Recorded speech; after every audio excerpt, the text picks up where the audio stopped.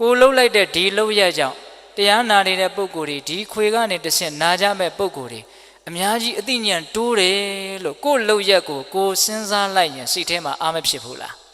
အားဖြစ်တယ်အသိဉာဏ်ကိုဝေတာဗျတန်ဖိုးအရှိဆုံးကိုပေးတာဗျပစ္စည်းတွေအများကြီးပုံပေးတာတဲ့အသိဉာဏ်ကိုပေးတာကမြတ်တယ်ဗျဟုတ်ရဲ့လားဘာကြောင့်လဲဆိုတော့အသိဉာဏ်ဆိုတာတန်ဖိုးဖြတ်လို့မရဘူးပစ္စည်းဆိုတာတန်ဖိုးဖြတ်လို့ရတယ်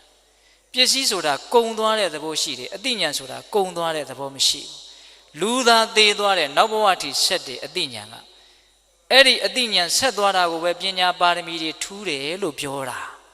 ပစ္စည်းဆိုတာအလွန်ဆုံးခံဒီတဘဝပဲနော်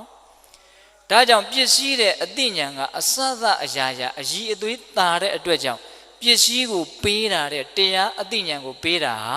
မနှိုင်းစာနိုင်လောက်အောင်အကျိုးကြီးတယ်အဲ့ဒါလို့ကိုယ့်လုပ်ရက်ကိုပြန်စဉ်းစားဖို့မလိုဘူးလားအဲ့ဒီလိုစဉ်းစားရင်ဘာဖြစ်မလဲအားဖြစ်တယ်